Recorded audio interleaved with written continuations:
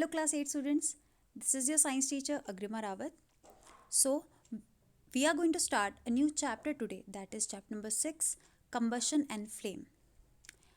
So first part of this chapter is combustion. So first thing we are going to explain is what combustion is. So let us start with it. So combustion, when we talk about combustion, so combustion is a chemical process. Combustion क्या है? एक chemical process है in which a substance react with oxygen, जिसमें एक substance, कोई भी एक चीज़, substance में आपका फ्यूल आता है, ठीक है, कोई ईंधन हम हिंदी में कहते हैं इसे, कोई ईंधन रिएक्ट करता है किसके साथ? ऑक्सीजन के साथ, ठीक है, और साथ साथ में उसे थोड़ी गर्मी भी की भी ज़रूरत पड़ती है, और ये तीनों मिलकर कंबशन के प्रोसेस को अंजाम देते हैं, ठीक है। और इस प्रोसेस से हीट निकलती है। अब देखिए हो क्या रहा है, यहाँ पे आप देख रहे हैं, यहाँ पे लकड़ियाँ लगी हुई हैं, ठीक है, ये लकड़ियाँ लगी हुई हैं और इसमें आग जल रही है। तो ये आग जली कैसे? लकड़ी क्या हो गई? फ्यूल हो गई, ठीक है, लकड़ी क्या हो गई? फ्यूल हो गई। आसपास हवा रही होगी, ठीक है, आसपास वहीं पे जहाँ पे हवा होगी वहीं पे आग जलेगी।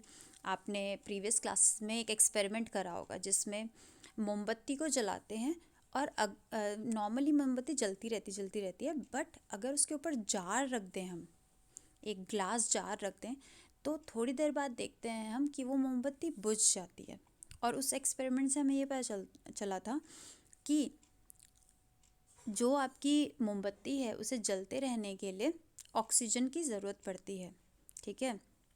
तो लकड़ी को भी जलने के लिए ऑक्सीजन की ज़रूरत पड़ती है। इसके अलावा और भी कोई फ्यूल हो वुड के अलावा, तो उनको भी क्या ऑक्सीजन की ज़रूरत पड़ती है जलने के लिए, ठीक है। तो आपने देखा होगा कभी, अगर आप गांव वगैरह में गए होंगे अपने, तो वहाँ पे जो चूल्हे जलते हैं, तो चूल्हों में ना वो पाइप सा होता है, उससे फूंक मारी जाती है, या ऐसे भी नॉर्मली भी फूंक मारते हैं।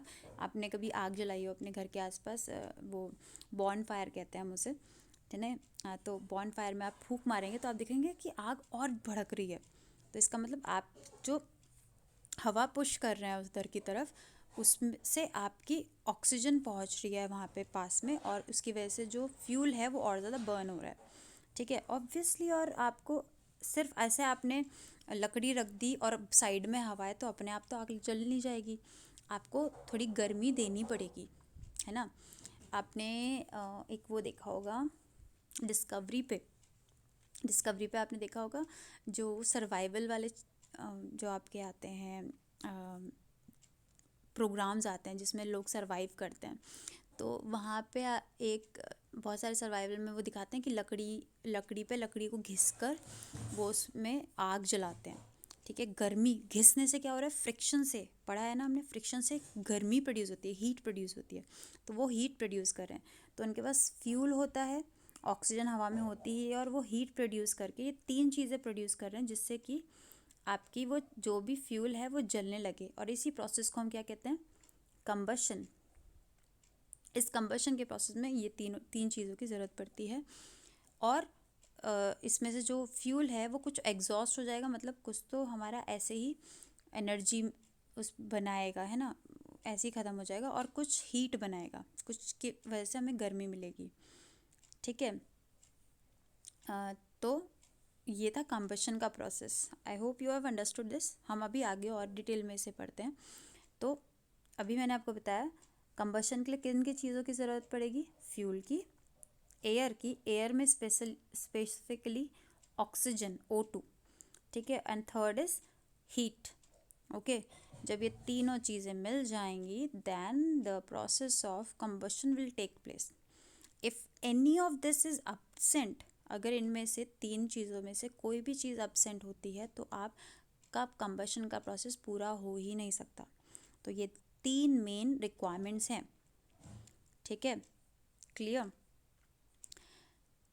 अब देखते हैं कि फ्यूल क्या होता है। फ्यूल क्या है? फ्यूल को हम कंबस्टिबल सब्सटेंस भी कहते हैं। कंबस्टिबल सब्सटेंस मतलब ऐसा सब्सटेंस जिसमें कंबशन हो रहा है, तो इसलिए कंबस्टिबल सब्सटेंस, ठीक है। और कॉमनली फ्यूल के नाम से इसे जाना जाता है। तो ये कुछ ऐसे सब्सटेंस हैं दैट अंडरगोस कंबशन। तो ये कुछ ऐसे सब्सटेंस है जो कि कंबशन जिनमें होता है, ठीक है, मतलब वो जलते हैं ऑक्सीजन और हीट की प्रेजेंस में। इसका मतलब है कि these substances give of heat and sometimes light. Combustion हो जाता है तो उससे वो हीट भी देते हैं कभी कभी, ठीक है, गर्मी प्रोड्यूस होती है, जैसे आपने लकड़ियाँ जला रखी हैं तो गर्मी भी मिल रही है और उससे रोशनी भी हो रही है, लाइट भी मिल रही है, दो चीज़ें मिल सकती हैं आपको, ठीक है। कुछ चीज़ें सिर्फ आपको हीट देंगी जलने के बाद, और कुछ चीज़ें हीट और लाइट दोनों भी दे सकती हैं। ओके, बात समझ आ रही है, ठीक है। और लाइट किस फॉर्म में हो सकती है? फ्लेम, जो आपकी आग जल रही होती है वो फ्लेम है, ठीक है, लपटें हैं, या चमकते हुए कुछ चीज़ें सिर्फ चमकती हैं, सिर्फ उसमें हमें फ्लेम्स नहीं दिखाई देती, सिर्फ चमकते हुए दिखाई देती हैं, ठीक है। तो ये है आपका फ्यूल, ठीक है। कंबस्टिबल सब्सटेंस समझ आ गए होंगे।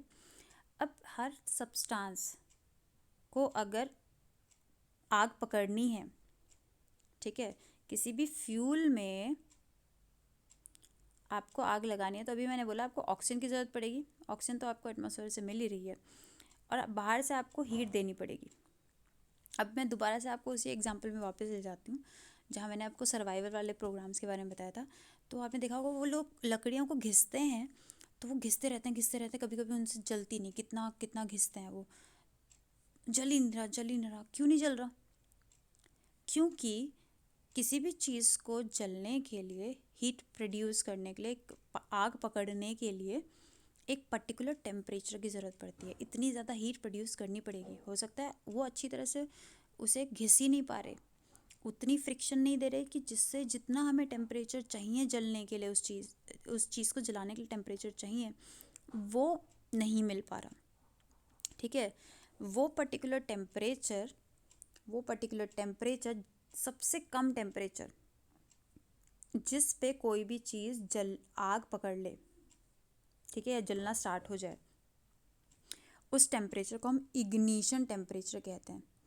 ऐसा टेम्परेचर जिसमें आपको किसी फ्यूल को जलाने के लिए जितना टेम्परेचर की ज़रूरत पड़ेगी, ऑक्सीजन तो मिल ही रही है, ऑक्सीजन तो नॉर्मली उसकी कोई अमाउंट फिक्स नहीं है, ठीक है, बट हीट एक पर्टिकुलर आपको अमाउंट में, हर फ्यूल की अलग अलग हीट होती है, अलग अलग टेम्परेचर होता है जिसमें वो जलना स्टार्ट होती है। सबसे लोएस्ट का क्या मतलब है? जैसे कि कोई चीज़ 10 डिग्री सेल्सियस पे जलना स्टार्ट होती है, उससे पहले आप 9 डिग्री सेल्सियस रखा है, नहीं जलेगी, ठीक है। 10 डिग्री पे ही पहुँचेगी, 10 डिग्री सेल्सियस तक पहुँचेगी तभी जलेगी। उससे आगे आप बढ़ाते रहो, 11 डिग्री पहुँचा दो, 12 डिग्री पहुँचा दो, 20 डिग्री पहुँचा दो, जल जाएगी। मतलब 10 से ऊपर तो जली जाएगी। 10 लोएस्ट टेम्परेचर है जहाँ तक आपको पहुँचाना ही पड़ेगा, तभी वो फ्यूल जो है आपका जलना स्टार्ट होगा, ठीक है। तो ऐसे टेम्परेचर को हम क्या कहते हैं? इग्निशन टेम्परेचर, जिसमें आपकी कोई भी चीज़ जलना स्टार्ट होती है। जैसे हम एग्जांपल लें तो हम मोस्ट कॉमनली जो आपका यूज़ होता है, पेट्रोल आजकल बहुत ज़्यादा यूज़ में है, हमारी व्हीकल्स में सबसे ज़्यादा पेट्रोल यूज़ करते हैं। It's ignition temperature is 246 degree Celsius. आप सोचिए, थोड़े से टेम्परेचर से कुछ होगा ही नहीं, पेट्रोल ऐसे ही पड़ा रहता है। जैसे आपके अगर अगर हम मान लेते हैं 30 डिग्री सेल्सियस पर अगर पेट्रोल जल रहा होता, तो हमारी गाड़ियों में ऐसे ही रखा जल जाता। वो धूप हो रही है, इतनी सब कुछ हो रहा है, ठीक है, तो उसमें जल जाता। इतना ज़्यादा टेम्परेचर है इसका। तो जब हम अपनी गाड़ी को स्टार्ट करते हैं, उसके बाद उसमें आपका पूरा हम इग्निशन दे रहे हैं, एक टेम्परेचर, एक स्पार्क होता है अंदर, उस स्पार्क से इतना टेम्परेचर जनरेट होता होगा, तब जाके पेट्रोल से आपकी गाड़ी चलती है। बात समझ आ रही है? कैरोसिन का ignition temperature is 220 degree Celsius, diesel is 210 degree Celsius, would is 300। मतलब वुड में तो आपको बहुत ज़्यादा गर्मी क्रिएट करनी पड़ेगी, तब जाके आप इसे जला पाएंगे अच्छी तरह से। कोल के लिए तो और भी ज़्यादा टेम्परेचर है, 454। एक पेपर को जलाने के लिए 233 डिग्री सेल्सियस आपको चाहिए होंगे, ठीक है। वाइट फॉस्फोरस, ये एक एलिमेंट है, इसको सिर्फ 35 डिग्री सेल्सियस की ज़रूरत पड़ती है। ये बहुत ही इग्नेटिव है, मतलब ये नॉर्मल हमारे रूम टेम्परेचर पे ऐसे ही जलना स्टार्ट हो जाएगा, तो इसको केरोसिन के अंदर रखा जाता है। ठीक है, तो ये कुछ आपके चीज़ें हो गई जिनके इग्निशन टेम्परेचर बताए गए हैं, ताकि आपको एक आइडिया हो जाए इग्निशन टेम्परेचर है क्या। ओके, अब बात करेंगे कुछ सब्सटेंसेस की, जो हम फ्यूल्स ही हैं हमारे, कुछ ऐसे फ्यूल्स जो कि बहुत ही कम इग्निशन टेम्परेचर के साथ आग को पकड़ लेते हैं। मतलब उनमें हमें बहुत ज़्यादा कोई हद से ज़्यादा हज़ारों डिग्री सेल्सियस की ज़रूरत नहीं पड़ती टेम्परेचर की, एक पर्टिकुलर टेम्परेचर वो जल जाते हैं। जैसे कि एलपीजी। ठीक है, एलपीजी की फुल फॉर्म है लिक्विफाइड पेट्रोलियम गैस। ठीक है, जो हमारे घरों में यूज़ होती है। लिक्विफाइड पेट्रोलियम गैस बहुत सही हमारे लिए एक फ्यूल की तरह काम करता है, क्योंकि हमारे घरों में आजकल के टाइम पे सबके घर में यही यूज़ हो रहा है खाना पकाने के लिए, है ना। और इसलिए इजीली यूज़ हो रहा है क्योंकि इग्निशन टेम्परेचर बहुत ज़्यादा नहीं है, अप्रोप्रिएट है, जितना हम दे सकते हैं, प्रोवाइड कर सकते हैं। Next is petrol. पेट्रोल भी हमारी व्हीकल्स में बहुत ज़्यादा यूज़ किया जाता है। आजकल उसके ऑल्टरनेटिव आ रहे हैं, पर पेट्रोल एक मेन है अभी भी। ठीक है, तो पेट्रोल का भी हमने देखा इग्निशन टेम्परेचर। तो पेट्रोल भी हमारी व्हीकल्स को चलाने में अब बहुत ज़्यादा कम भी नहीं कर सकते ना। 30 डिग्री 40 डिग्री पे जलने लग गया है तो हमारे तो बहुत ही मुसीबत हो जाएगी, तो कहीं पे भी आग पकड़ लेगा। ठीक है, नॉर्मल गाड़ी में ऐसे ही रख ही नहीं सकते हम, बात समझ रहे हो ना। तो एक पर्टिकुलर 200 आपका जो टेम्परेचर देगा पेट्रोल का 246। ठीक है, तो इतना टेम्परेचर की ज़रूरत पड़ेगी इसको जलाने के लिए, तो ये भी कम ही है टेम्परेचर। ठीक है, ऐसे सब्सटेंसेस, ऐसे फ्यूल जो कि बहुत लो इग्निशन टेम्परेचर पे भी आग पकड़ लेते हैं इजीली, ऐसे सब्सटेंसेस को इनफ्लेमेबल सब्सटेंसेस कहते हैं। मतलब ये बहुत जल्दी आग पकड़ सकते हैं। ठीक है, सिलेंडर्स जो भी आपके घर में एलपीजी सिलेंडर्स भी रखे होते हैं, उनको भी बहुत ही केयरफुली यूज़ करने के लिए बोला जाता है ना।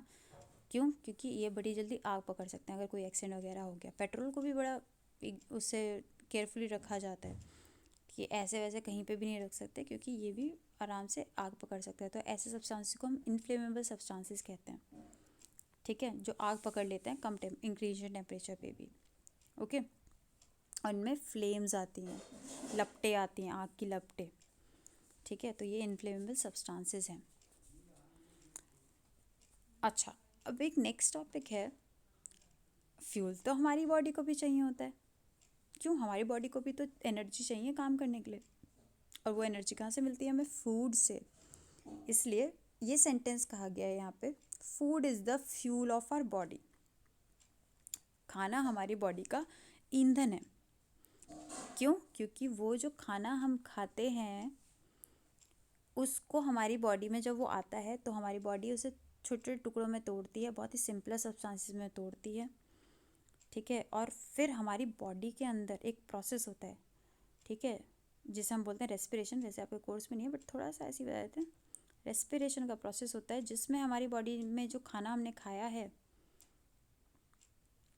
उस खाने में को एनर्जी बनाने के लिए ऑक्सीजन की ज़रूरत पड़ती है। यहाँ पे भी खाने को भी एनर्जी बनाने के लिए, जो हमने खाना खाया है उसे भी एनर्जी में कन्वर्ट करने के लिए किसकी ज़रूरत पड़ रही है? ऑक्सीजन की। ठीक है, तभी तो हम ऑक्सीजन सांस में लेते हैं, इसलिए हमारे लिए ज़रूरी है ऑक्सीजन लेना। बात समझ आई? इतने टाइम से पढ़ रहे हैं आप, कब कितनी बार सुन लिया है, सांस लेना बहुत ज़रूरी है, ऑक्सीजन हमारे लिए बहुत ज़रूरी है। हम ब्रीथ करते हैं ऑक्सीजन, क्यों करते हैं? ताकि जो हमने खाना खाया है उसको एनर्जी में कन्वर्ट कर सकें। ठीक है, तो ऑक्सीजन ही वहाँ पे काम करती है खाने को एनर्जी में कन्वर्ट करने के लिए। ठीक है, इसलिए ये सेंटेंस कहा गया है, food is the fuel of our body. Okay, I hope you have understood this now. ठीक है, जैसे हम और सब चीज़ों की बात कर रहे थे, तो खाना हमारे लिए फ्यूल है। ठीक है, okay, so this was it for this video. I hope you have understood this chapter, sorry, this topic, not the chapter. We have the lot of topics in this chapter left now, so up till now I hope you have understood this. Thank you.